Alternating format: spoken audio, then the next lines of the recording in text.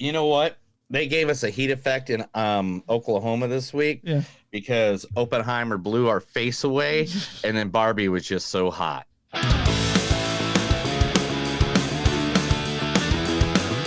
It's a show by Chris and Neil with all great movies. They are the real deal. We watch them all, so you don't have to. It's movies that don't suck and some that do. Ladies and gentlemen, boys and girls, children of all ages, this is the new episode of Movies Don't Suck and Some Do. My name is Neil. And I'm Chris.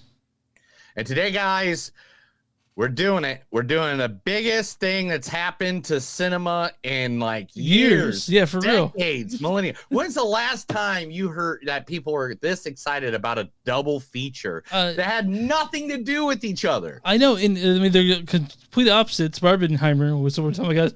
But the thing is, like, I was so hardened by this. Barbenheimer. I was so happy because I was excited for our Barbie and excited for Oppeheimer, and to have people that were so excited to see both, it just brought joy to my heart. Brought joy. I mean, there are so many. Let's see. There's this movie poster. Here's a movie poster. Yep. There's Barbenheimer. I don't know why Mr. Manhattan. I don't know either. I guess because he's atomic. I don't know. Oh, there's Barbieheimer. There's Barbieheimer. What else we got? Oh yeah, yep, there we go. There's another Barbieheimer one. I mean, I did them all. I found everyone I could possibly find. There's on Abbey Road for some reason. Did you get my post? Did you take my picture and put No, I did not. Send it to me real quick. Okay. Well, I'll send it to you. But yeah. I'll send it to you. What's this? Oh, yep, going to see Barbie. I thought you'd get a kick out of that one because it's two of your favorite movies. Yeah. Here's another one. Yep. There's just so much. Oh, and even pro wrestling got into it. That was the funny thing. Here's an advertisement for pro wrestling of Barbieheimer. Like literally, there is so much. So the first movie we were going to talk about this evening is going to be the one, the only Christopher Nolan's new movie called Oppeheimer with the one and only Cillian Murphy. Would you like to see my mask? I use it in my experiments. Probably not very frightening to a guy like you, but these crazies, you can't stand it. So when did the nut take over the nut house? They scream and they cry. Hearts bleeding out. Well, he's not faking. Not that one. I'll talk to the judge and see if I can get him moved to the secure wing at Arkham. I can't treat him here. So, yeah, that's from Batman Begins, I think. Or is it from? Yes, Batman Begins. In fact, I literally just watched that. Okay. I was doing the dishes and everything and had it on. You like Begins. I know you like Begins. Let's watch another Cillian Murphy movie with Christopher Nolan. Then also in this movie is the wonderful Emily Blunt.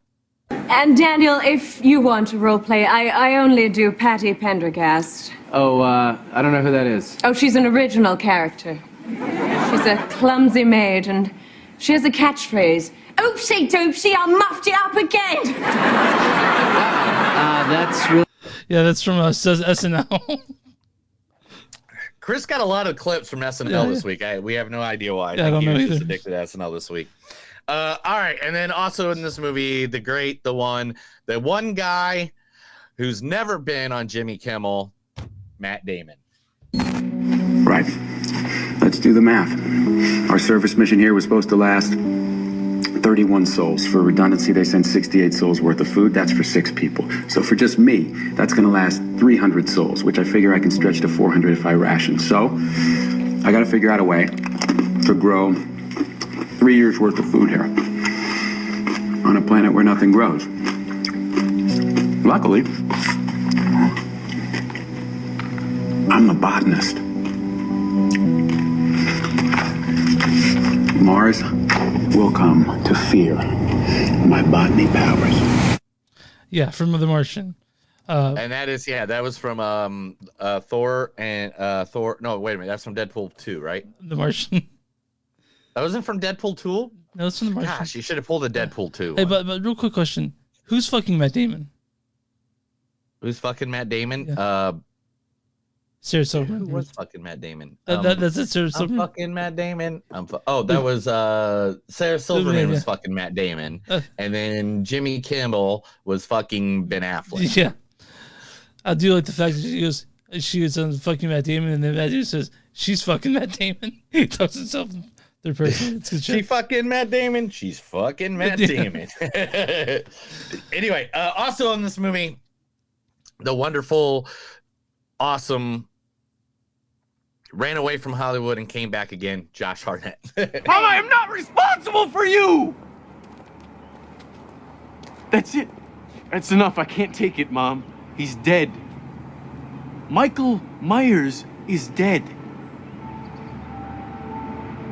What do you want me to say? That it's over? That we should try to get on with some attempt at a happy existence, Mom. Because all the shit that's going on in your head is leaking out on me, and I can't take it anymore. You told me yourself you watched him burn. I didn't exactly stay to see his ashes. 20 years. 20 years.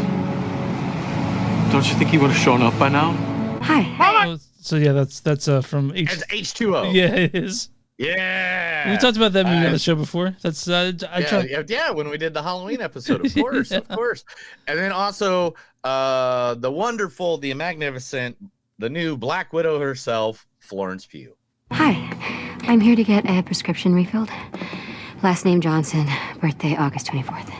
Okay. For which medication? The Oxycontin. It says here you are out of refills. I see you've been on them for over a year now. Your doctor is probably trying to wean you off of them. As I'm sure you know, they can be very addictive. Oh, really? I hadn't fucking heard that. Sorry. I'm sorry. Okay, that's from a Good Person. Good Person. Yeah. And then the last but not least, the greatest man. In fact, Christopher Nolan, even in an interview this week, said he was the best actor to ever be casted for a film because he was the perfect casting for Iron Man, the one, the only Robert Downey Jr. That's my actual friend. He's come to pick me up all the way from Dallas. Oh, good. Shotgun. Nope, not us. Just me.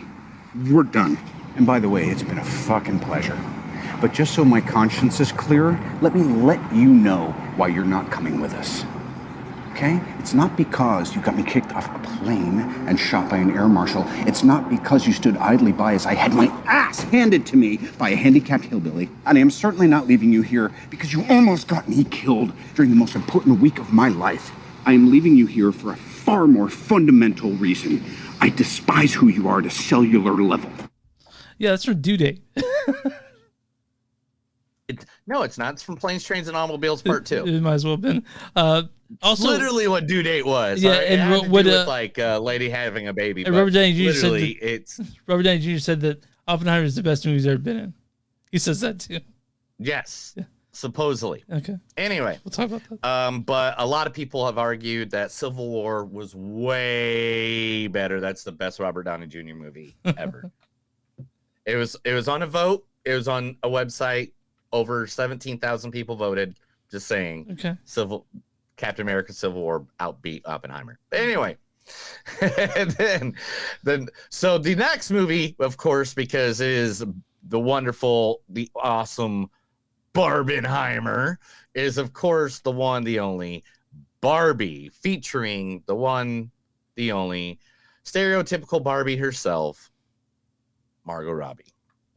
And from now on, it's gonna be nothing but short skirts around the house. And you know something else, Daddy?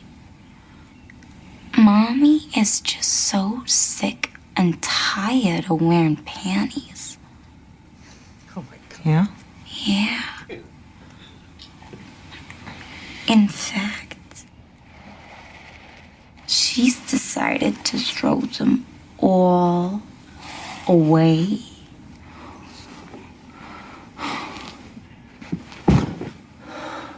So take a good look, Daddy. You're gonna be seeing an awful lot of this around the house. Oh, baby.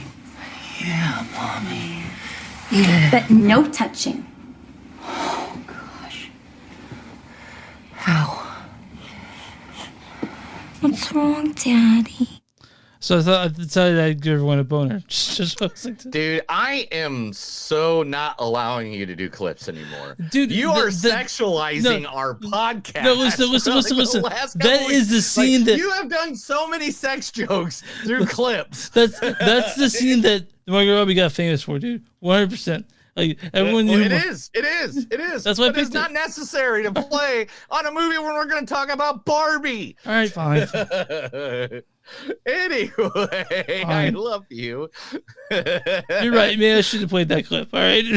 Okay. Anyway, coming up, also the guy, main star in the movie Barbie, Ryan Gosling.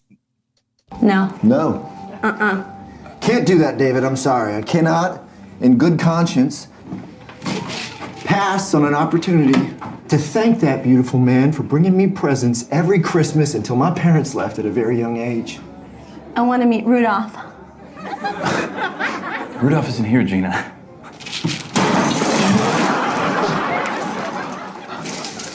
Then how the did Santa get here, David? No, just relax. All right, that's from SNL also.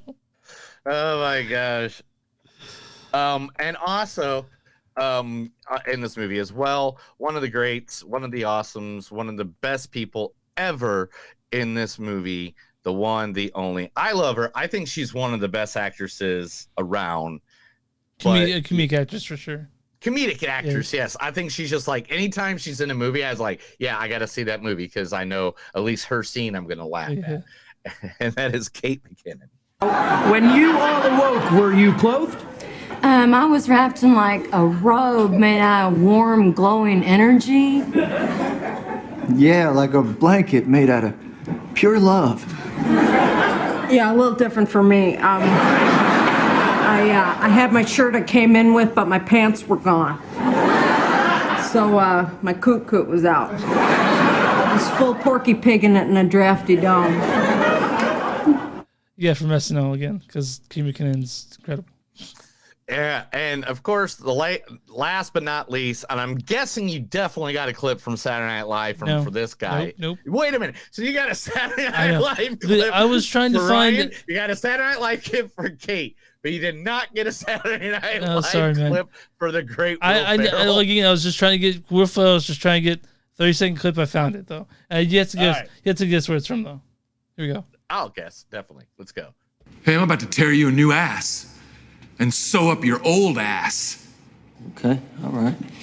I'm gonna punch you in the fuck. I'm gonna make you my bitch's bitch. You're gonna be my grand bitch. Yeah, you're about to get 20 likes on InstaFuck. If I see you around here again, I'm gonna put a hashtag on your ass and see how many hits it gets. Oh my God. Hope you brought your Costco card because you're about to get dick in bulk. This is so dark. How does a prefix dinner of 5 courses of dicks sound? You eat organic? How about fresh, farm to table, a puree of my balls? Yeah, that's from what? Get Hard. Yeah. I know exactly what that's from. All right, and that's Barbie. Everybody, you know what? Take a listen to Chris. He'll tell you where you can find us. You'll find us online at moviesdon'tsuck.net. We're at w2mnet.com. That's W2 M's and Movies net.com. You'll find our podcast among a bunch of other cool ones. Also, we're on Facebook at facebook.com/moviesdon'tsuck podcast. We're on Twitter at MTS Podcast. We're on Instagram at MTS Podcast. You can find us on Patreon. If you guys want to show us, throw us enough money to get value mo. Go ahead and do that at patreon.com/moviesdon'tsuck. We're also on Bonfire. You can get that shirt that Neil has on right now. And and the new shirt. Yeah, the new Barbenheimer shirt. Just made yesterday. Boom. Oh, wrong one shirt. That's the wrong shirt. That's the one I crap over. Okay, continue. We're at Bonfire. Search Movies Don't Suck. Something you'll find our shirts and the cool things that Neil's made. And also, boom, there it is. Yeah, that one right there. With See the atomic bomb with the bow on top? That's very cute. Adorable. Also, if you're watching this YouTube, subscribe, watch this Facebook, like the page.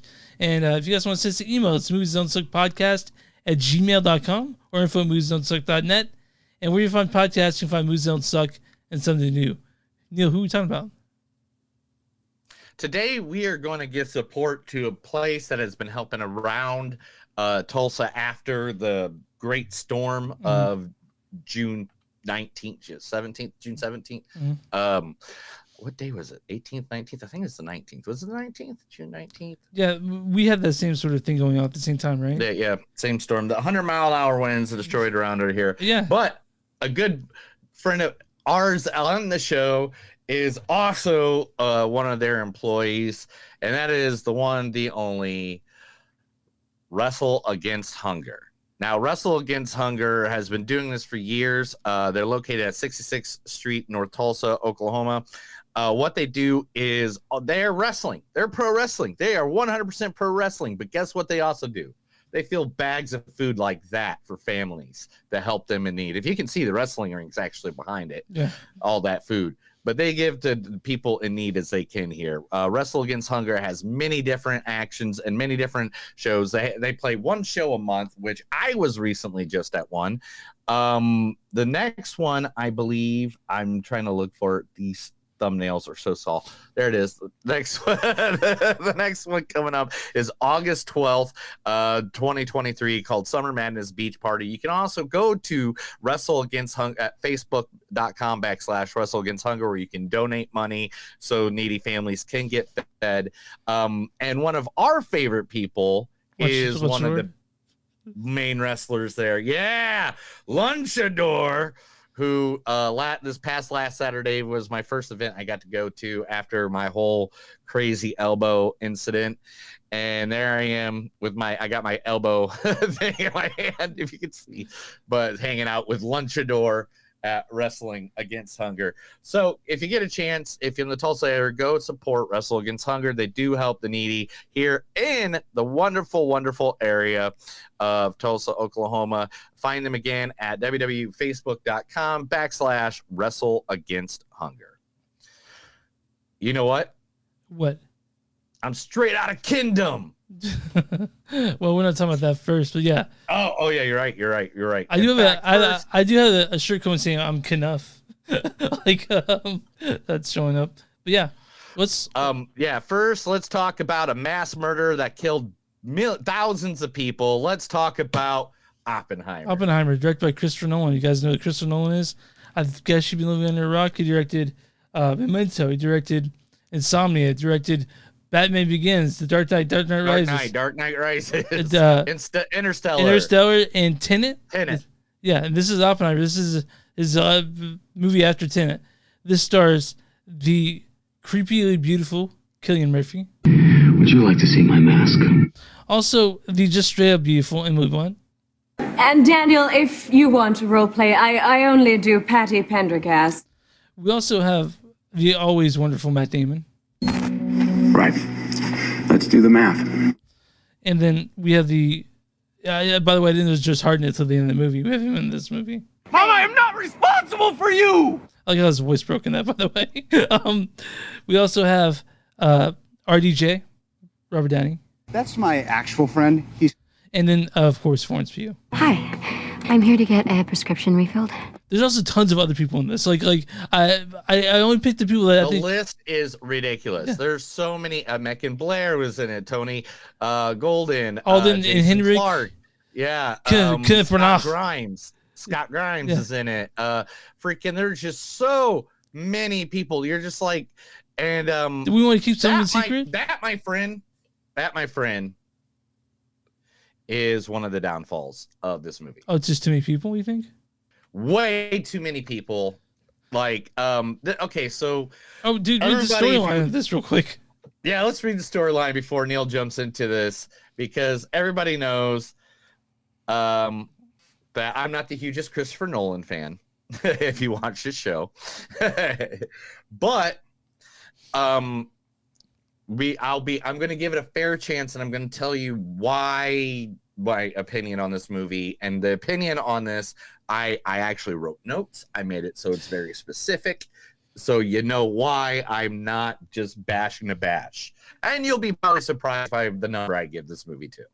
All right, so the storyline for this is the story of American scientist J. Robert Oppenheimer, right before he developed the atomic bomb that killed over 300,000 innocent people in Japan. Yeah. That works, and that's part of the crux of the movie too. But and so this is okay. Yeah, you want to go first, so I can like. This is my. You go first. You know what? Yeah, definitely. I love you. You get the mic. You go ahead and tell everybody what your perspective on this, because your perspective is probably going to be what 90% of all the critics have been saying out there for the last 3 weeks. So go ahead and give them. Okay. I thought this movie was tremendous. I really did. But guys, just so you know, I did not love Tenet. Me and Neil talked about why we didn't love Tenet. Mm-hmm. It had its issues, sound editing. This one did not have that issues, thankfully, because I was really worried that we're gonna get a bunch of muffled noises and voice. The very talky movie. I will say that. If you guys don't like talking, don't go see this movie. If you guys don't want action, don't go see this movie, because it's a biopic. But one of the things I really loved, and probably I can't get over how great two actors in this were particularly. Cillian Murphy was fucking fantastic, and Robert Downey Jr. are fucking fantastic. They're both going to get nominated. Cillian for Best Lead, and the RDJ for Best Supporting, right? Me and Matt Damon. I don't know. I thought they were great. I really did. Neil's upset.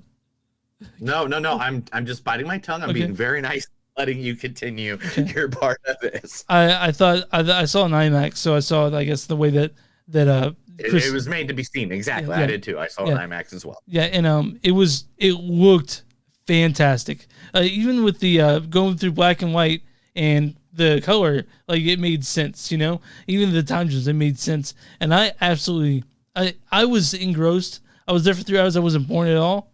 And I don't want to give any away, because I purposely didn't read. I didn't know about a lot about J. Robert Oppenheimer before this movie. Just knew he was the father of the atomic bomb. But after this, you sort of see it's about him. It's about the flawed person he is and what he tried to do after, before and after. And I thought I was totally into it. Now, there were times I was like, who's that guy again? What's his name again? What's his role in this? But honestly, with how much I enjoyed this movie, that's a small gripe to pay when it comes to how much I loved it too. Matt Damon was great. Everyone was in this great, and even people have the small parts, like Macon Blair as Lloyd Garrison, or even Alden Ehrenreich as Senate All. I was like, that's that guy.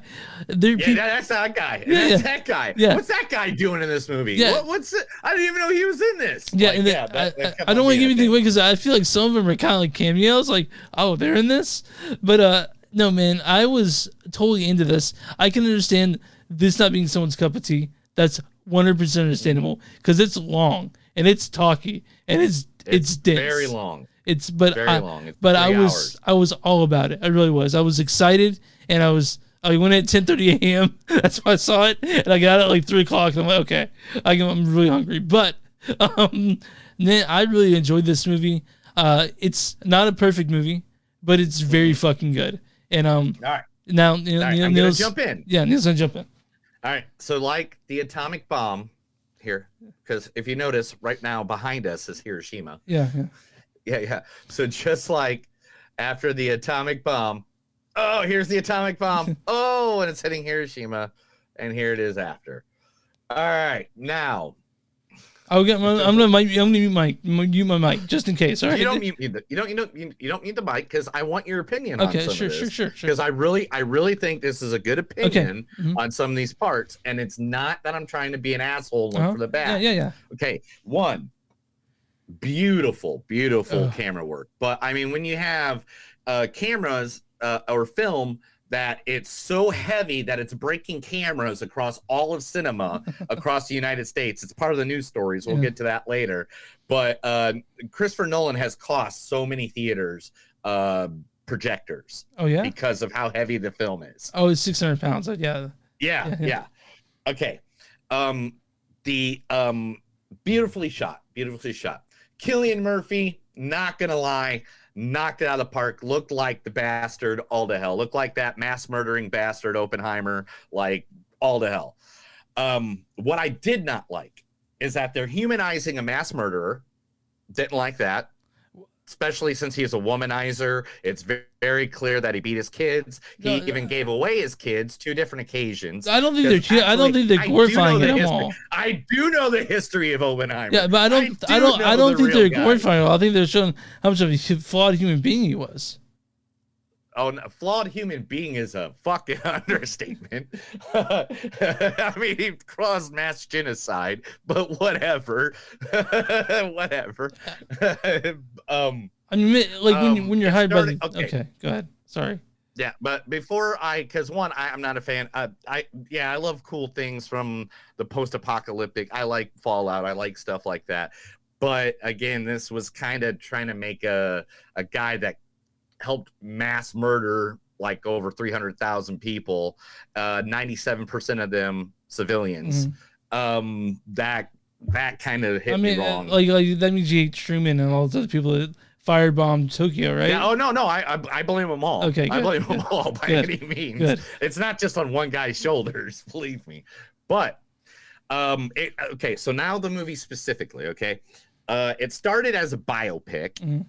But then it ended up being kind of like an Oliver Stone JFK trying to explain what's going on in the justice system kind of movie. It had an original natural arc. And I believe, and I know the movie was about Oppeheimer, not exactly just the atomic bomb, but I believe if they just came to the conclusion like the bomb was the thing at the end, this movie would have been 10 times better. No, I think you just have an hour of just people ranting that made no sense to half the audience. Oh, okay. I mean, it's just you and I, though, right? Like we understood. Yeah. And this is my observation because I was in a packed theater. Okay. I was in a packed theater too, watching this movie.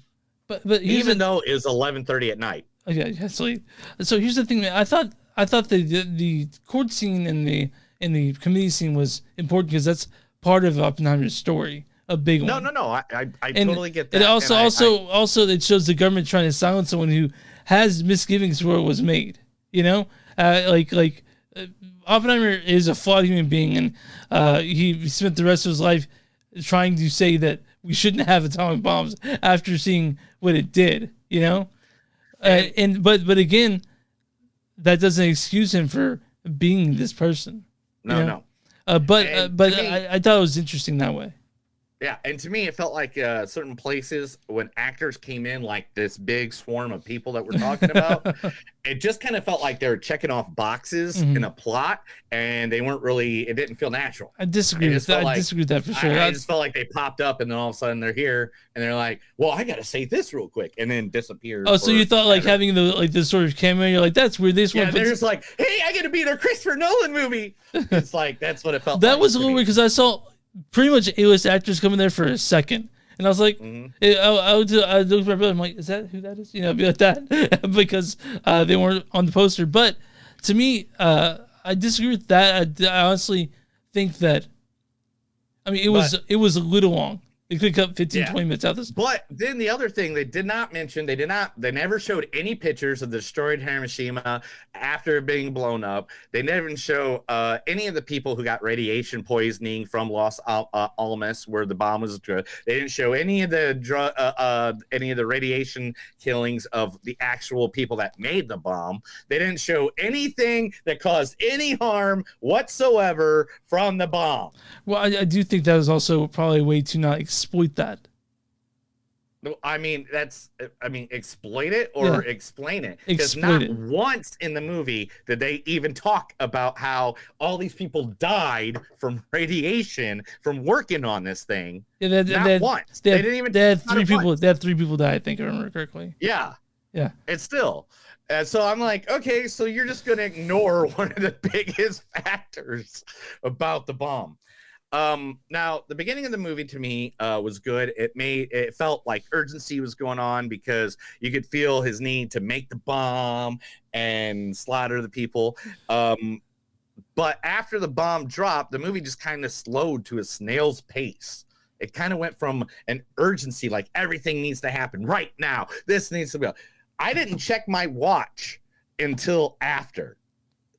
You know what I'm saying? Like it felt like the first 2 hours I was in it. I was there. I was like, yeah, this is amazing. I feel good. I'm here with them. I know they're about to murder 300,000 people, but hey, I got it. I'm here. By the way, I'm not giving you any away, but there's a scene where he does address the things that happen to people. Unless you. Oh yeah, and then he talks about how he has no conscience about it. No, where it show like I am the Death Eater. I am the death person I of the become world. death. That's from Vishnu, by the way. It's from the Bhagavad Gita. I become death, destroyer of worlds, because it is awful what he saw. But again, I mean, it's narcissism. You get it. You get it when you create something like that. That's definitely a narcissist. But I do think that, I mean, anyone would have misgivings after making something that awful, right? But again, I don't think that they. I mean, even in his last interview in 1965, he still defended using it. So, okay. Here's the thing when it comes to I'm not going to get into military history, but they had two things. They're going to drop those bombs. That didn't work. They do Operation Landfall, which it was estimated to kill 1 million people. Right. Operation Landfall. Right. That was the estimate of what happened. The deaths of everyone would be 1 million. And so, but again, I'm not a military guy. I don't believe in war. You and I both don't believe in war. So, your dog does though. He's speaking up here. Your dog's like I'm in war. Yeah. No, I'm just but that's like when we talk about the justification for using it, it's hard to know. But again, I don't think I think they show Oppeheimer as a flawed person. And I'm not going to get in the political part of that or anything like that. But going back to the movie, man, you're gonna hate this next line because of what you said earlier. The biggest disappointment to me was Robert Downey Jr. for you. Was Robert Downey Jr. Really? Because he started off being cynical, like a shroud creature of Washington. Then all of a sudden he became like the nemesis, and sort of it goes from like the Manhattan Project to the Oppeheimer trial, trying to protect his reputation. Downey then starts to overact a bit. And he just overacts a little bit. And I think that's what makes him stand out of everybody else, is that he gave a little overacting into it. And nothing, I really wish it would have been like a little bit better. Like, it's just like, man, I liked him at the beginning, but again, I just think the third part of this movie, the third hour of this movie, if I was to watch this movie again, I think the bomb goes off and I turn it off. Oh, that's where you at? Yeah, that's where I end it. Like, I don't need that third hour at all. See, to me, I added to the movie. It gave context to what happened afterwards and the way the world changed after that. But I disagree with your RDJ, because I honestly thought he was fantastic the whole movie. But I can understand the criticism for sure. Yeah, and I mean, basically, to me, I think this is Christopher Nolan wanting his Oscar. He might get it. He might get it. I'm just saying. I mean, there are plenty of movies better than this movie, like Cocaine Bear. But, come on, dude, really? well, at least it was more honest to the story. Anyway, I do want to. Taking RDJ out of it, you like Cillian Murphy. His role was made for him. And Robert Downey. I'm just saying that in the third act, Robert Downey overacted. I'm not saying the entire movie. I'm saying he was really good, and then the character all of a sudden went up like 5 levels. Like it just went from if you're sitting at Waffle House and you're like, yes, I'll take a waffle and some hash browns, and I'll smack you in the face with, it's like it kind of went a little over. What were your thoughts on that's it. What were your thoughts on Damon in this? Oh, I loved Matt Damon because he was us. Yeah. He was the nonchalant dude that was trying to figure out what the hell they were talking about. And that's a thing I didn't like a little bit, is because they talk so fast in some scenes that when they're explaining science, and I think if they would have let it just linger a little bit or spread it out just a little bit, more people would have understood what the hell they were actually talking about. So I didn't have that problem. To me, it's just I was able to take it in easier. I don't know, but I didn't have that problem. I did also. I'm not a scientist, but I am science literate. If that makes sense. Yeah, I am too. I'm not a scientist, but I'm very science literate. What Emily Blunt was great in this. I thought she was fantastic. Emily Blunt was great. Florence Pugh was amazing. Oh my god, I love Florence Pugh in this. Not just because she's naked. It's only because she got naked. You sick fuck. No, dude, she was great in this. Like I thought some people would think her character was. Are you wrestling with your family? No, not to. I know she was in that. I was fighting with your family anyway. Yeah. I thought some people think that she was unnecessary. I thought she was totally necessary for the film. I thought 100% she was necessary to make this film work the way it did. Josh Hartnett, didn't notice him to the end. So happy to see it was. Her Florence Pugh's story too. I know about this part as well. Man, I can't even say it because it's a spoiler. It's a spoiler for the movie, so never mind. So there's some stuff around her that I'm just like, oh, come on, Nolan. Nolan. So you should have pointed that out. It's also this is I want to say this is written. It was based on a book by Kyber Norton Sherwin, and Nolan optioned it for a movie because that's what they basically tell us. Here's what it is. The way Nolan wrote this. And I read this today. He wrote the color scenes were subjective, and the black and white scenes were objective, right? Yes. So you see the black and white scenes are basically. And he wrote it all in first person. Did you know that? Yeah, which is crazy. Now the objective scenes are basically the facts, no bias whatsoever, right? No one way or the other. The color is sort of like no one's being artistic and showing the shit that how he would have done it, how he saw it in his head. To me, I thought Oppeheimer was, like I said, I thought it was tremendous. I loved most of it. And now I said it's not a perfect movie, but it's something that is Oscar worthy. If it won Best Picture, I'd be totally fine with it. And I'd be happy. But I do also want to see what the other nominees are. There's other movies I think should win Best Picture this year. But, yes, I mean, are you gonna say it's Barbie? Because I'm upset if you say that. Because I definitely Barbie. I have two things to say. At the end of this episode, I want to give my. Like I said, I want to do versus. I'm going to talk about movies and what they've meant for me after that. But honestly, this movie, it has both these movies actually have reasons why I love movies, and both these movies exhibit. By any means. It's by any means. I watched it once. Thank you. Probably never watch it again. Oh, I'm gonna watch this again as soon as I can. No. I've already watched Barbie 3 times. I know you have. I knew you would. I'm just kidding. I have not watched Barbie 3 times. I only watched it the once. You want to watch it 3 times? All right, let's get some quotes and then we'll get our ratings going. Prometheus stole fire from the gods and gave it to man. God doesn't play dice. Ever get the feeling our kind is not welcomed? You mean here? You mean like physicist? You just needed to get laid. That's all.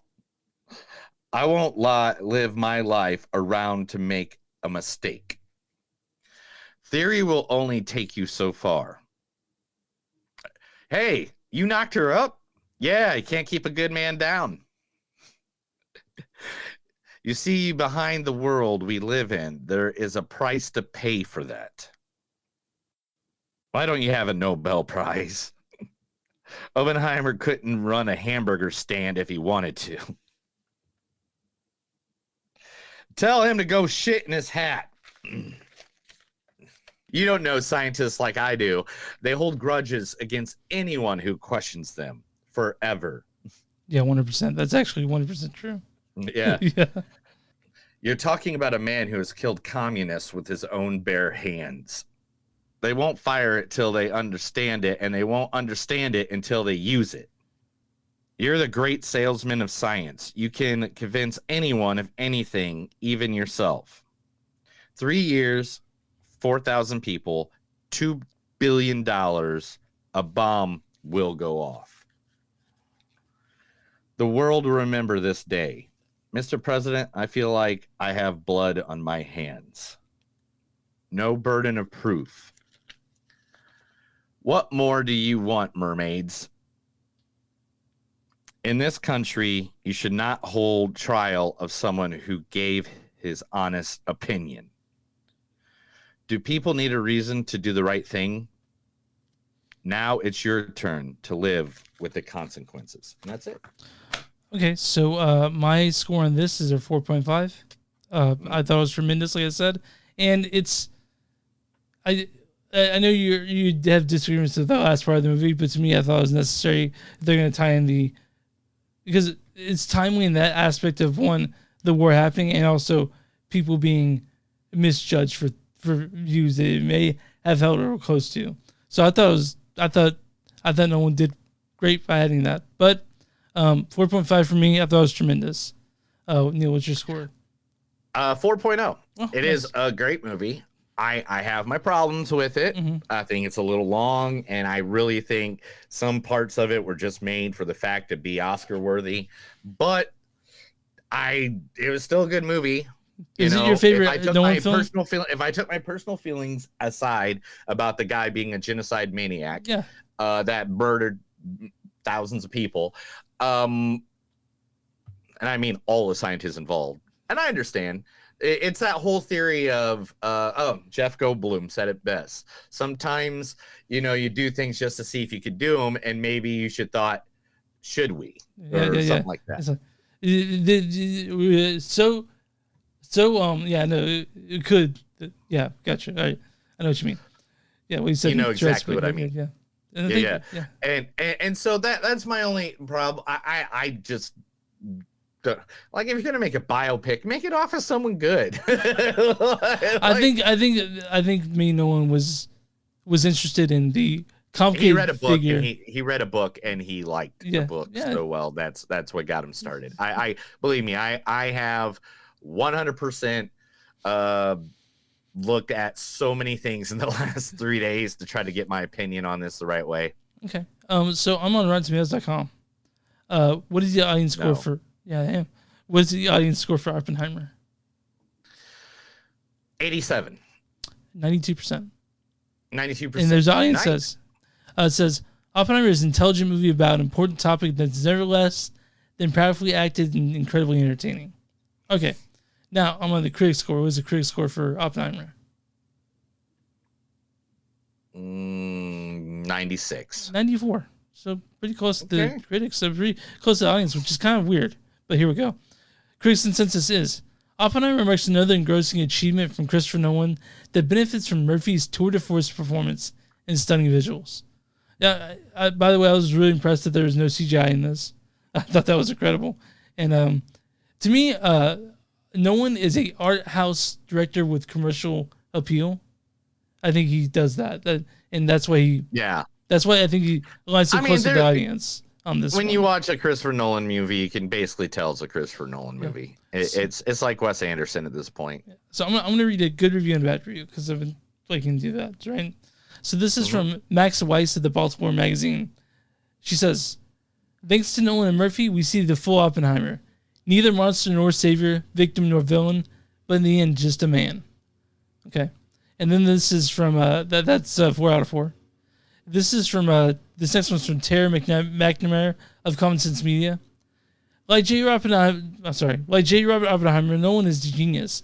And also, like Oppenheimer, he may be too close to the subject matter to realize he lost the thread. Yeah. So nice. Yeah. So that was 2 out of 5. I stand by my score. I know Neil stands by his, but we both say this was a good movie. Yeah, I mean, by any means, Christopher Nolan did his best. At least this time, the end of the movie wasn't the beginning of the movie, and the beginning of the movie wasn't the end of the movie, and the end of the movie wasn't the beginning of the middle of the end of the movie. At least it wasn't like that. Like 4 of his movies. How many movies? 3 movies that he did that? Yeah, I know. But I do. Yeah, did you say till the end for the post-credit scene? There was no credit scene. Where Nick Fury shows up and tries to recruit Oppenheimer. Stop. He messaged me that. There's no credit. Don't stay at the end. Okay. So I do want to mention the podcast that do a shout out earlier this week. Cool Kegs on Tap. They gave us a shout out, so I want to give a shout out to Cool Kegs on Tap. You guys can find them on Spotify. They're a very funny podcast. So yes, they are by any means. If you guys ever have a chance, go and check them out. They talk about all the beers, and how to make the beers, and how the beers are made. But it's Cool Kegs on Tap. They do like really funny skits, like think like 2000s Stern stuff, and then they also have they do some really good funny stuff. And by any means, go over there, take a look. It's in a book. It's a reading rainbow. Cool Kegs on Tap. Check that out on Spotify. All right, Neil, are you still pulling up news? I am, but I got 100 of them. Okay. So I actually have 74 news stories. Oh, man, I don't know if we'll see. No. I'm cutting half of them. Okay. Right.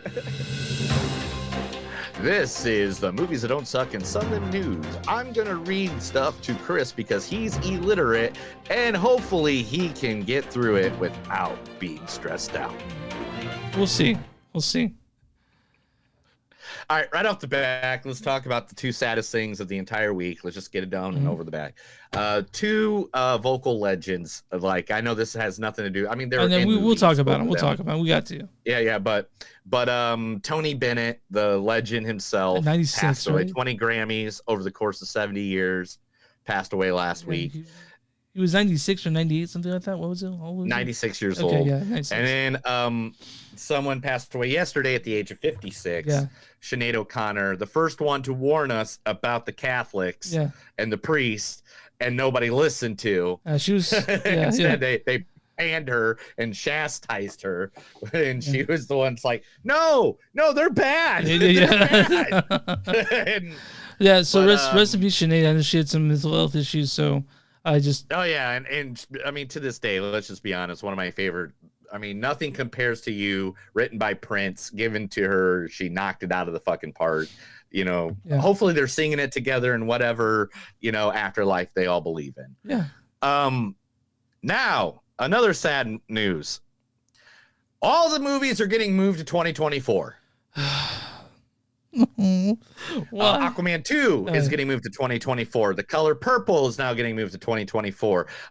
Dune Part 2 is now getting moved to 2024. Fuck. All these movies, because of the strike, is all getting pushed back. They don't have exact dates yet, but it is very clear that because of this, they have to move all these movies back because of certain, I don't know if they got to do reshoots. But there might be a bunch more coming up in the next week or so. We're probably going to be able to catch up on all the movies we missed this year. I'm thinking we're gonna have to do some streaming weeks, bro. Because literally all the movies. And then what happens? We're gonna be overloaded. That sucks.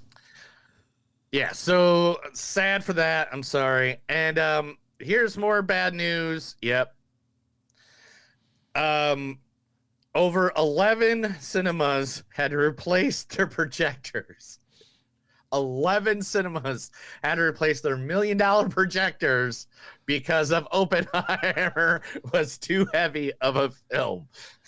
See, I forgot they used film for this because I assumed that IMAX was just digital, like they just did. Yes. But apparently IMAX still uses film in some places. So, yeah. So I can't all the locations. It was reported on X, the new social media. Twitter is now X, I guess, if you don't know. Yeah. Also talking about Oppenheimer real quick. Nudity in it that you see has been censored in other countries. That makes sense. They give them CG dresses and stuff like that. Censored version of Oppenheimer is being showed in several countries, including like India, China, and other countries of the East, Middle Eastern theaters as well. Don't show nudity as well. So there's a bunch of them, and they even showed a picture where she's in a dress and scene where obviously she is not in a dress, but sorry for them. Yep. Braun Studios, co-financer of the movie Joker and Licorice Pizza, has filed bankruptcy. Oh. They are closing the doors. They are part of all the new pizza. Yes. Having explored many options for many months, Braun had no choice but to take the step in the light of its financial circumstances. The last few years have been incredibly difficult for Braun, and things are only gotten more complicated over the past months. COVID was a main factor in this.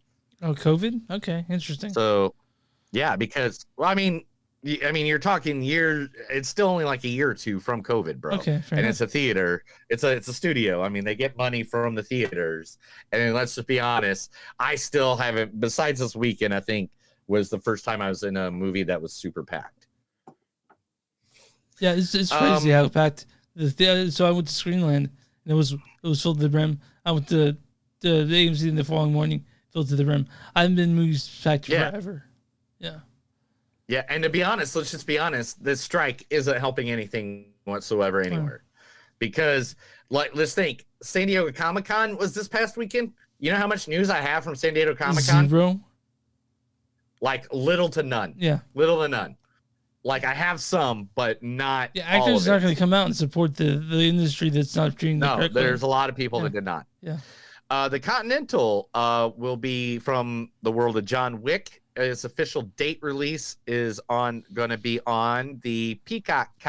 It's going to be on the Peacock. The Continental from the world of John Wick will premiere on Peacock on September 22nd, followed by the release of Night 2 on December 29th and Night 3 on October 6th.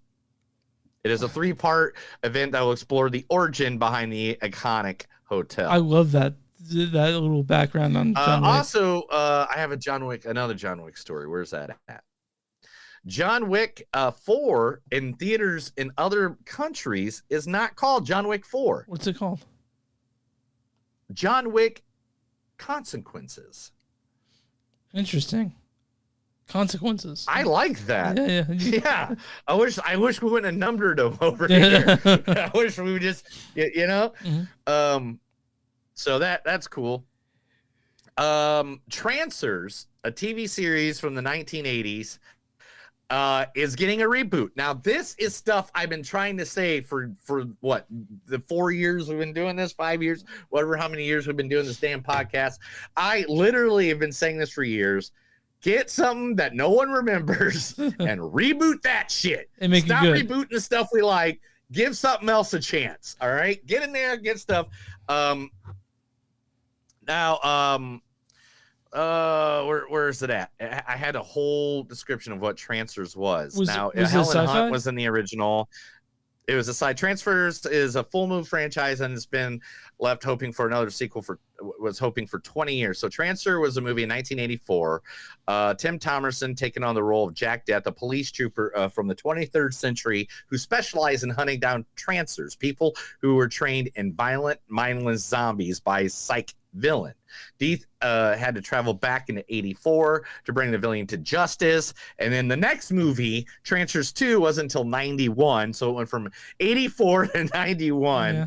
And then part 3 was in 92. Part 4 was in 94, 95, but part 6 wasn't until 2002. And then Trancer City of Los Angeles was in 2013. So literally, this is a series that I've never heard of. Yeah, neither either. Yeah. And I'm really into a lot of stuff.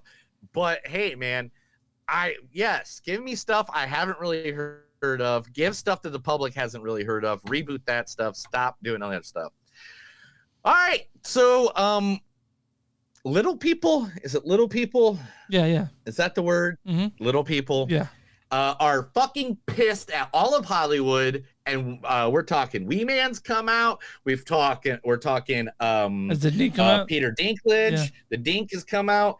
Also Bradley Williams, stand-up comedian, has come out because dwarfs are gone from movies. Oh, we got the new Willy Wonka movie coming up, which is a CGI figure of Hugh Grant. Mm-hmm. We have the Snow White and the Seven Dwarfs, which the Seven Dwarfs are now going to be are all going to be magical, regular-sized beings. Mm-hmm. And they're pissed because they're like, dude, you're taking away jobs from us, from dwarf actors or little people actors. I'm sorry if I said dwarf and offended anybody, but it's what they said. And So hey, sorry guys, but maybe not do that. Yeah. Maybe. Yeah. Let's talk about something cool. Jamie Foxx is out in the eye again after his massive accident. That still has not been explained what exactly happened, but he's in the limelight again, and he wants to explain why. He explained, I cannot even begin to tell you how far it took me and how it brought me back. I went through something that I thought I would never, ever go through. I didn't want to see myself like that. And I didn't want to see me. I wanted people to see me laughing, having a good time, partying, cracking a joke, doing a movie, television show. I just didn't want them to see me with tubes running out of me, trying to figure out if I was going to make it through. But I did go through hell and back. My road to recovery had some potholes, but I'm coming back and I am able to work now. That's awesome. And also, we don't watch. Are we gonna watch that movie that came out on Netflix that I didn't know came out till like last week? Which one's that? The Jamie Foxx movie. They call him Tyrone. Oh, we'll look it up. We'll see. We'll see. We'll figure it all out. Also, Todd McFarlane has given an update.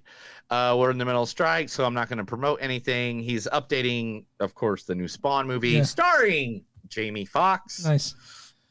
But eventually things are happening. Then you're publishing the boulder. We're in 90% completion mode to start the movie. You're right, dude. Yeah, sorry about. I almost like hiccup and belch at the same time. You're still not drinking right now? No, I'm not drinking. I'm just water. Yeah. But anyway, so he's trying to figure out when he's going to be able to do it. Who knows? Yeah, Teenage Mutant Ninja Turtles: Mutant Mayhem can't wait for this. Already has sequels planned and is starting a new series on Paramount Plus all together. We're watching this, right? All the people. We're watching this, right? Oh, damn straight we're watching. Yeah, we're going to watch Ninja Turtles. Yeah, dude. Okay. Believe me, if you knew how many Ninja Turtles I owned as a kid. Oh, dude, I was a Ninja. You wouldn't even ask that. I was a Ninja Maniac. That was a I was Ninja Maniac. About all of them. Yeah. About all of them. Yeah. I had the blimp. Do you remember the big ass blimp? No, man, I don't remember the blimp. Yeah, there's this big ass blimp toy that was huge, and my friends would love come over and playing it. Also Paramount Plus, because I think Paramount Plus was one of the only people that showed up to the Comic-Con, and that's why we got news. Paramount Plus's boss says they're going to do a sequel to Dungeons and Dragons, but they're going to make it a little cheaper than what that was. That's okay. Yeah, because Dungeons and Dragons is a story-based game. Mm-hmm. It's a story you make up, imagine in your head. Me and Chris know this. Me and Chris, that's how we met, is through D&D. It's the Fate system, but whatever. It's still D&D. Yeah, still. It's tabletop, very, very like, close related to D&D. And I play in D&D right now, so what? But, you know, yeah, it is story-based, honestly, 1%. There are also stories that they put out dungeon master guides for that, for certain stories for D&D. We got one. We have. I mean, when I lived in Kansas City, I had one of the best dungeon masters ever. Rest in peace, Jeff Schaus. He's still alive. Jeff is still alive. I know. I just haven't heard from him. You guys want to also listen to Meat House. He does a podcast about me called The Meat House. So listen to that too. Yeah. Great guy. Borderlands, the movie, is finally getting a release date. Finally. August 9th of 2024. This is the movie star-studded cast such as Cate Blanchett, Jamie Lee Curtis, Jack Black's in it. Like, who else is in this damn thing? I remember there was like a long list. Remember? Mm-hmm. There's like a long list of actors in it. I just can't remember who all. I'll hear this. Yeah, Cate Blanchett, Jack Black, Jamie Lee Curtis, Gina Gerson, Arena. Gosh dang it, I'm trying to look at these, but they got the names of who they are playing. But anyway, it's a huge list. It's gonna be great. We know it will. You know it'll be great. Yeah, we're looking forward to it. Oh, Bobby Lee's in it. Gina Gershon, Kevin Hart's in it. Yeah. Yep. A24 delays problematic theatrical release and amid ongoing strikes. The Tilda Swinton Nightmare Boss that was set for release in August is now being pushed back. They don't have an exact date yet, but it's being pushed back amid the strikes. Indiana Jones is getting sued. Why? Because there is a backpack company that says he was carrying their backpack. Where's the name of the company? Frost River says that the backpack he was wearing was a bag that was basically just their tags ripped off. Huh. And redone that he was carrying throughout the entire movie. And they're like, hey, dudes, you can't do that. Yeah, I guess, I guess, man. Like, I have no, I don't remember even the backpack he was wearing, so. But I guess it was in there. Right. I don't not believe the company, But I guess if it's how much they're suing for, honestly. Let's see. Okay, the director of The Flash finally gives the reason why Batman was retired. He was retired because he actually had to pick up a gun and kill somebody, and that's what drove him mad the way he was in the movie. Let's see, where else are we? The Exorcist Believer sequel has gotten a release date. Have you seen the preview for that? Oh yeah, dude. April 18th, 2025 is when that will land. Oh, wait a minute. I'm sorry. Deceiver is August 20. Okay, what is the date for the new one then? Oh, I hate when they do this shit in fucking articles. Yeah, 3 of them. Yeah, 3 new Exorcist movies coming out. It was October 13th, 2023 will be the Believer. And then the second one, Deceiver, which will be the third one installment in this movie, will be April 18th, 2025. Yeah, so, we're definitely gonna see the new Exorcist movies. Yeah, I'm about them. They might suck though. I don't know. People are saying that the movie that should win the Oscar next year is David Fincher's The Killer, starring Michael Fassbender, saying that it is very violent, but says it is probably one of the best movies ever put together in history. It is one of the highest rated. Yes, absolutely. Is based on a French graphic novel, and the film is very violent. It's breathtaking from beginning to end. Michael Fassbender is fantastic and deserves an Oscar nomination. When's this coming out? When can we see it? We can see it. I don't know, man. It doesn't say that. Of course, it doesn't say that. November 10th. Yeah, November 10th. Yep, November 10th. I'm excited, man. Super excited. Now that I found Cillian coming out, yeah. Cillian Murphy wants to be Ken if they make a Barbie 2. Yeah, he's 46. Let's do it. Why not? The late actor Jason David Frank, you'd know him as the Green Ranger or the White Ranger from the Power Rangers show. His last movie, Tommy. Yeah. His last movie called The White Dragon. Oh, The Legend of the White Dragon will be hitting theaters in 2024. Now, I was looking around the movie. I saw the trailer, and I'm trying to figure out if I can remember now who the hell was all in it. But there was like a list of people like, Michael Madison. There's more than this. Michael Madison. I can't remember everybody that's in it. But in the trailer, I saw it and I was just like, I know that person. I know that person. I know it was like, okay, yeah, I know these people. So that's coming out in 2024. We'll review it, even though it looks like it's kind of a B action movie. Okay, we'll review it. Let's give it to We'll give it to Jason David Frank one last look. Sure. James Gunn says, "Shut the fuck up. He's not doing a Justice League movie." That's it. Are you fine with that? Yeah, I'm fine with that. He's doing what he's doing. He's got a whole universe to play with. He's having fun. And you love. I know you love James Gunn. So. Also, someone robbed a iconic statue from the Beetlejuice set, and the Vermont State Police are trying to find them. When they rob? Vermont State Police recently revealed that Tim Burton's upcoming Beetlejuice 2 experienced some unexpected losses after props from the set. The highly anticipated sequel was stolen by thieves. The outlet noted that, in addition, a 150-pound statue, the offenders also took a lamppost, the feature of a pumpkin decoration. They're not saying exactly what the statue was of, but... So do you know if it's done filming yet? No, it's not. Oh, so it's one of the movies that went on with hiatus, remember? God damn it. All right. I just want to see it. God damn it. Now, the action in the new Mortal Kombat is 100% based off the violence from Kill Bill. Oh, nice. Interesting.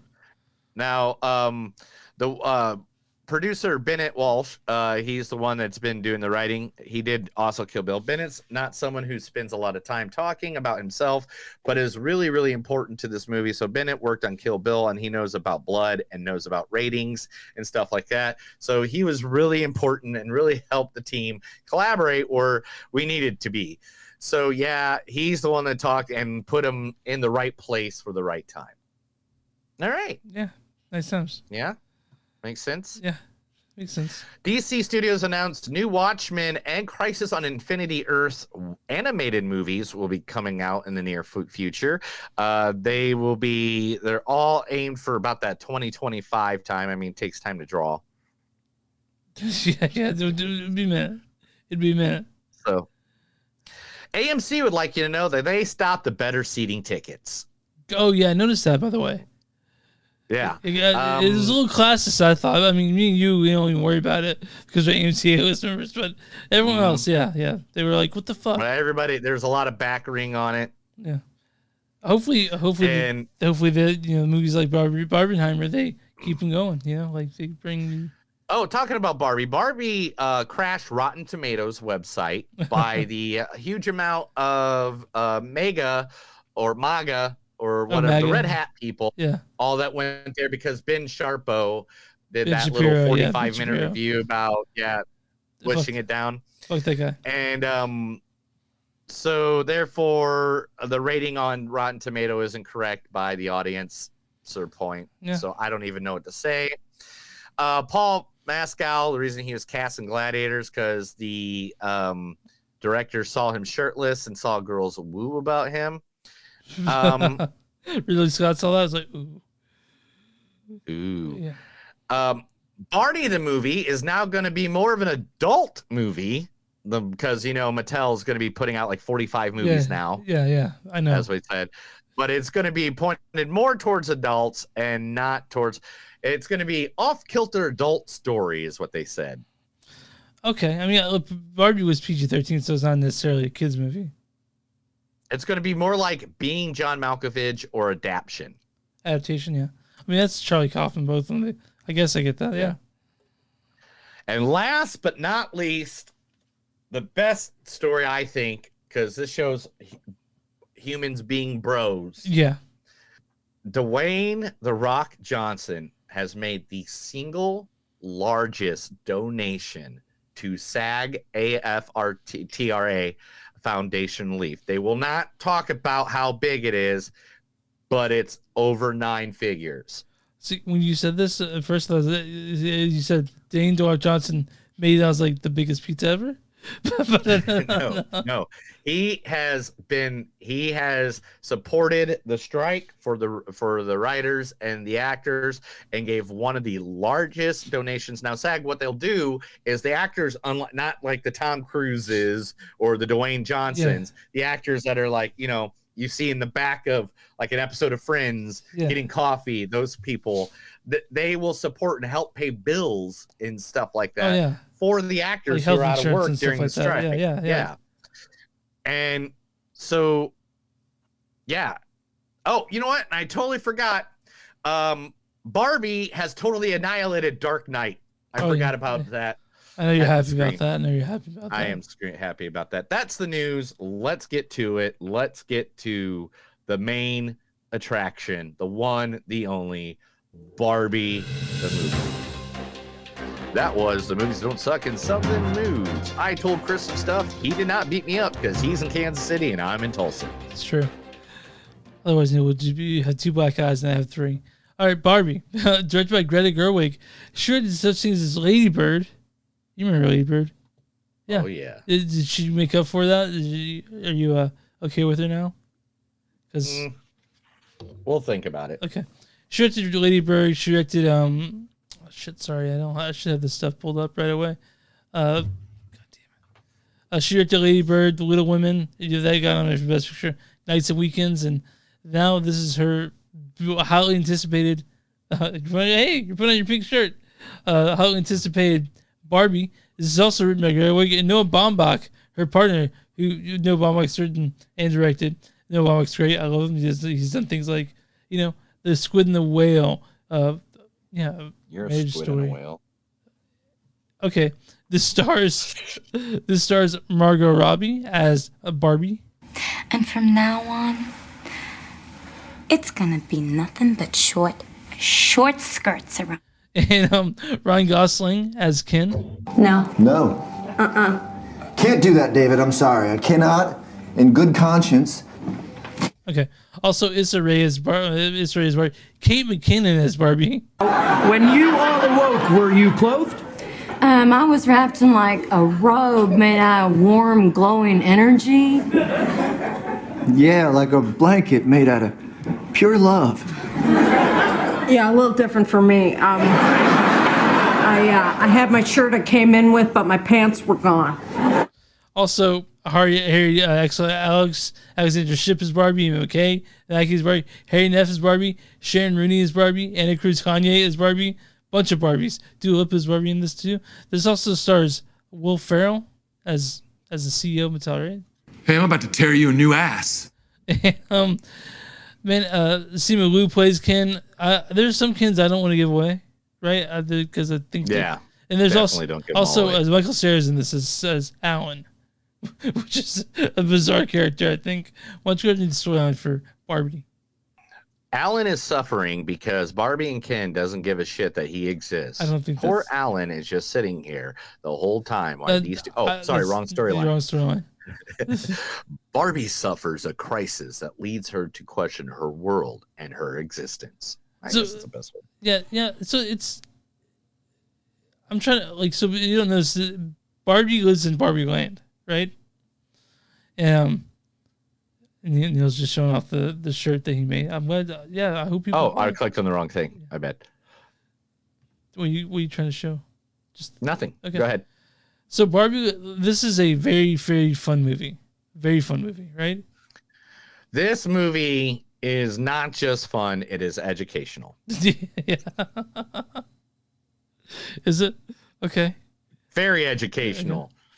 And because of that education, people are pissed. Oh, you talking about Ben Shapiro's pissed? Are you? No, like all of the Republican Party is pissed. Oh, okay. So guys, Barbie Land. Barbie's I'm trying to think about how to best way to put this because it's a bizarre concept. Barbie lives in Barbie Land. No. Yeah. It's the best way to put this is Barbie is in Barbie World, which in Barbie World, all the Barbies run everything because that's how Barbies are. You go buy a Barbie, it's it's a physicist Barbie or Dr. Barbie or everything, and Kens are just there. and but then when they come to the real world and a kid learns about the patriarchy. Yeah. Patriarchy. God, I love that part. This movie is hilarious. It's so funny. It is hilarious and it is very insightful. And if you watch this movie and don't have a sense of humor about it, it's because you're the one causing the problem they're talking about. Yeah, so it's also it's touching at points. It's also gonna make you smile. And that's what we want. It's gonna make you smile. It's gonna make you laugh. It's gonna make you rethink your entire existence on the planet Earth, which a good movie should do. Yeah. It should. You should question something when you walk out of the gate. Yeah, it's funny. It's clever. It's got jokes maybe only you and I or adults will get. And so it's. I think it's geared more towards adults for sure. Wouldn't you say so? Mm-hmm. I mean, yeah, definitely. There's a lot of. I mean, there's this whole scene about how Ken is only he knows how to beach. He knows how to beach real well. Yeah, and he's gonna beach it out. Yeah. And then Barbie's like, neither one of you should beach it out. On the beach. Yeah. So that was probably one of the biggest times people were howling in the theater, but it's. Oh my God! There's so many different little the theater I was in, man, people were just hooping, hollering, having a great time. Yeah, that's what you want from this movie. It has the thing. It's a subversive way of telling a Barbie story. So like when you go in and you go in blind, you'll come out completely different, thinking what this story's about.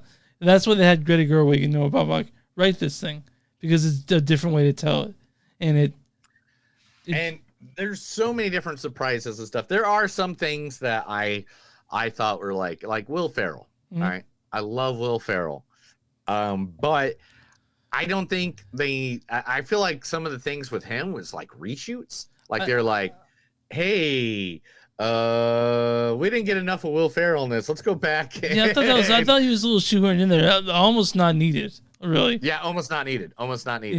Yeah. But Rhea Perlman pops up at one point, and she was great in her role, which was amazing. I love Rhea Perlman. There's so many cameos of random people. There's one of them I won't talk about because it's super. I fucking died laughing when it happened. I know what you're talking about. Laughed so Yeah, I hard. did too. And then I went and found out the story behind why the person cameoed in the movie, and that made it even 10 times better than what it was. Yeah, but I can't recommend this movie enough to people unless you're like, especially if you're a Republican, I guess. I don't know what you have. I don't know why they have a problem with it. Maybe it's just empowered women, like that's the problem they have, Chris. Did you just? It's just empowering women. Yeah, I mean these are the same people that didn't want women to vote. Yeah. Like you're saying they didn't want them to own property. Remember? Yeah. It's just I Ben Shapiro's a piece of shit. I hate him. Yeah, he is. But it's not just him in general. It's just seriously. So many people, like the people that had a problem with this was like, no, that didn't happen at all. And it's like, dude, yeah, it did. That's what we did to women. Men suppressed, like sometimes I hate being a middle-aged white guy. It sucks, man. It sucks. It sucks so bad. It sucks so much because listen, I gotta say, I recommend it highly, I guess, because we get things for good. We get things. Yeah. I get that. We get all the. But I feel shitty for it. I do. I definitely feel shitty for it. Like really, it's bullshit. Anyway, but did Will Ferrell remind you a little bit of Mugatu in this one? Just his character. What? Did he remind you a little bit of Mugatu in this one? Will Ferrell's character. Yeah, a little bit. Yeah, but there's Ken versus Ken was a very, very big part, and there's a whole part of Ryan Gosling as Ken. That's why he's my favorite part of the movie. He's my favorite part of the movie. He killed it. Oh, dude, he killed it. There's a part where he's like, "Oh, I'm sad, Ken," and you're like, "Oh, he's sad." He's sad, Ken, and then all of a sudden he's like, "Douchebag, Ken," and it was like, yeah, douchebag Ken sucks.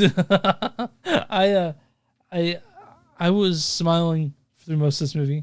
I was also close to crying at points. But it's dude, yeah, I'm not gonna lie. There's a tear that came down my cheek at one point where I was just like I can't remember exactly which one it was, but it was there was a part where I was just like, that's sad. What the fuck did we do? Yeah, but the movie it's great, and we need more movies like this in the theater. Like honestly, something this original, because people would think both these movies, Oppenheimer and this movie, were very original. You know, and these weren't IPs beforehand. Like this wasn't. I'm not talking shit, but this wasn't a Marvel movie. This wasn't a DC movie. These are completely separate, and they've exploded the fucking box office. And this is what we need: originality. And I like the movie fact here is Gosling is set to watch with Ken after seeing his daughter's Kindle lying face down in the mud next to the squished lemon. Ryan took a picture and sent it to Gerwig saying, "I shall be your Ken. His story must be told." Like seriously, this movie, everybody went into it with a fun heart. There's an underlying story, which that's awesome, great. That's how you teach people, through laughter. You don't have to force it down their throats, with sadness and depression all the time. You can actually tell a story happy, funny, and doesn't overslam the point. I mean, to be honest, was any of it wrong? Were they lying? No, not at all. No. No. Like when Barbie's roller skating down the freaking way and a guy comes up and smacks her on the ass. That's a very common thing. Yeah. It's not like it doesn't happen. It's not something that doesn't happen.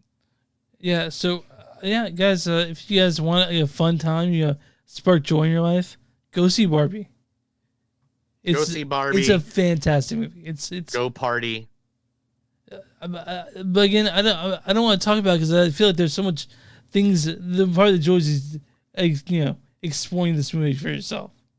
But go on, please go see it. Yeah, definitely, because there's certain parts. Like I even told my wife that I love the Barbie movie so much. You'll go see it with her. I'm not gonna tell you.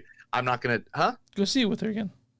Yeah, I told her, I was like, if we have the time, man, it's literally it's my arm's just now getting better. There's so much shit. I got 2 months of shit I'm behind on. Okay, fine. You want to read some storylines? But anyway, well, I was in the middle of a point. Sorry. You stopped me and you interrupted me. Okay, mute. But so anyway, I told my wife, I was like, hey, look, I like this movie so much, and I think you'll enjoy this movie so much, I'm not going to tell you a single thing about it. Perfect.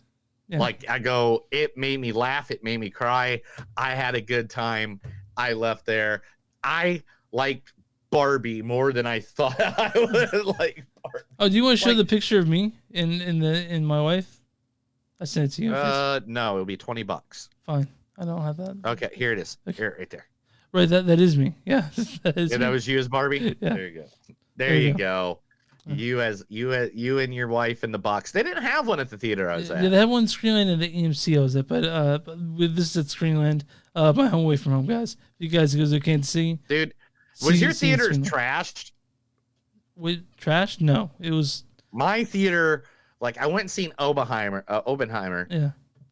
The night before, and then I went and seen and I got done about 1 o'clock. in the morning. Yeah. And then I went back for Barbie at noon the next day. You must have been tired, dude. Oh, dude. And the theater was trashed both times because it was just packed. Okay. It was damn near packed.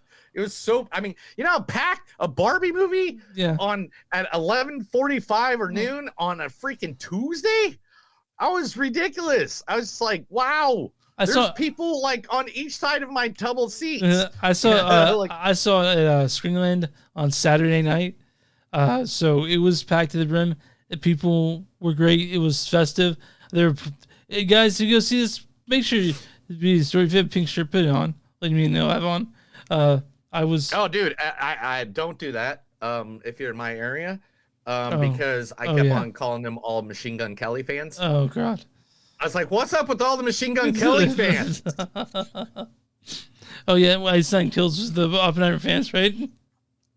Mm-hmm. Yeah. All right.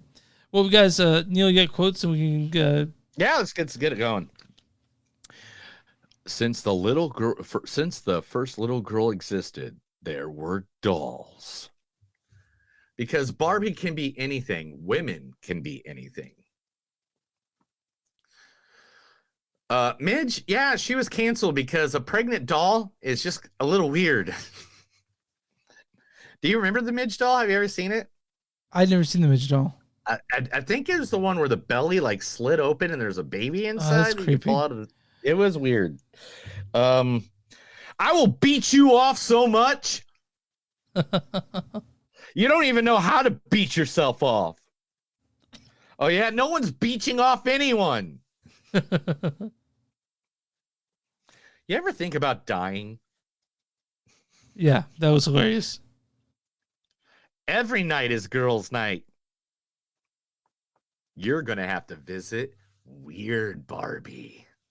I don't have a vagina and he doesn't have a penis. I feel amazing because kids don't take things out on their dads.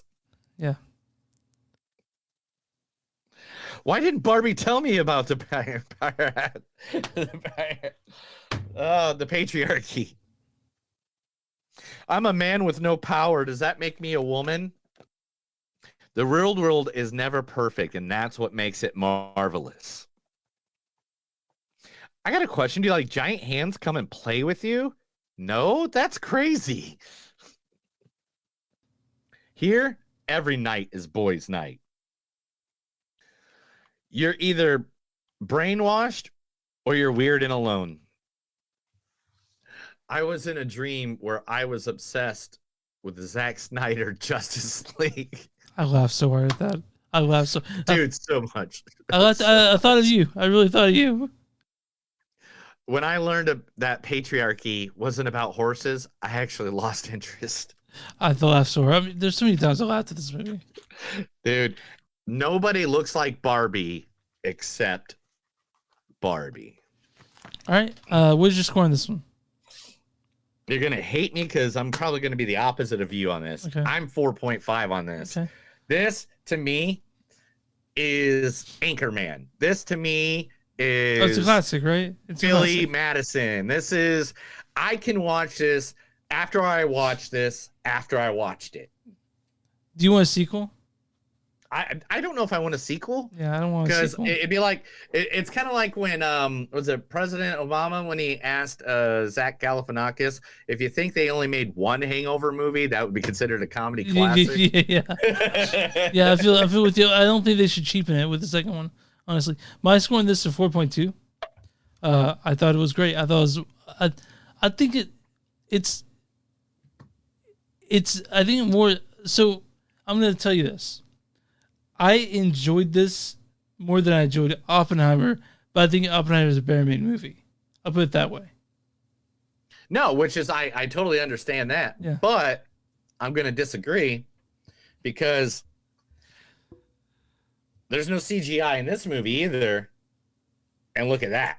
I want to live in that, don't you want to live in that set? I want to live in that set. Dude, I don't because I don't know if you saw that fact. I think it's the last fact I had. Yeah, everything's super short. Yeah. But Barbie is 23% larger than everything in Barbie Land to mimic the disproportionate scale that Barbie's set are produced in. That's why Barbie appears too large, things like her car, and the ceilings are going to seem low in her dream house. Yeah. So I'm on RottenTomatoes.com right now. What is the audience score? I'm not. I don't know. They bombed it. They freaking bombed it. They Rotten Tomatoes even said, "Hey, dude, they screwed it up." But what do you think it is? If they bombed it, I'm going to say it's 55%. It's 86%. Nice. I think they fought back. I think they fought it a little bit. Here's what the audience says: clever, funny, and poignant. Barbie's an entertaining movie with a great overall message. Okay. Yeah, that's it. It has a great overall message. What's the critic score for Barbie? 83. 89%. Nice.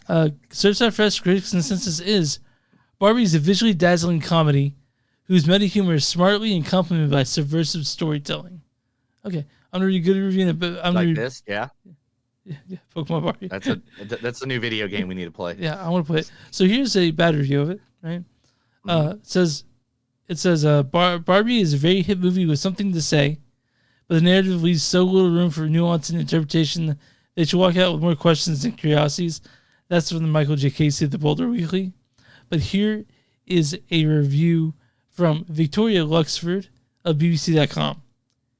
It's funny and bright and uplifting. I think it has a lot to say about the modern world, both in terms of feminism over gender equality. Ryan Gosling really goes all out.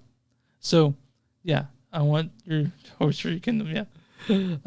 Welcome to the Mojo Dojo Cast the House.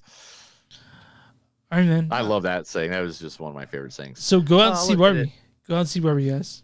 I actually go see both of them. Yeah, this one too. Someone even did the Pink Floyd album. Yeah, go out and see both movies. Wait. What's this one say? There we go. That's funny.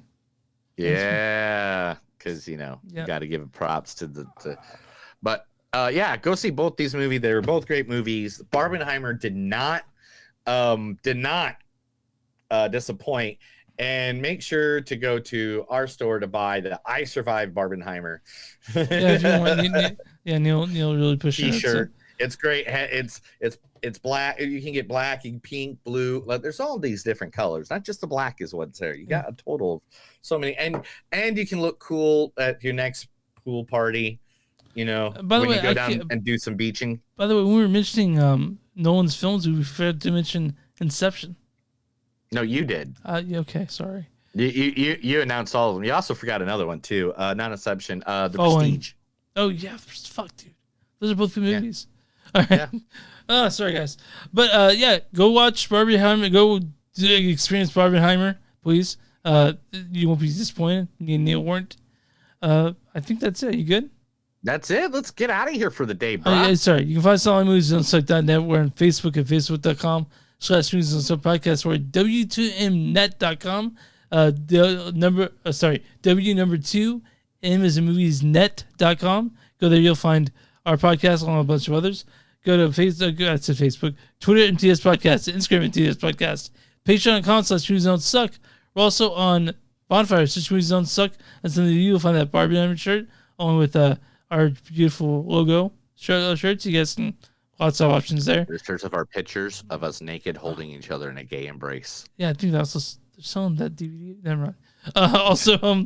If you guys, where do you find podcast? Oh yeah, I also mentioned go listen to Cool Kegs on Tap on Spotify. They were cool guys, and we'll talk to them soon. And where do you find podcasts? You find movies don't suck and something to do. Neil, what are your small businesses?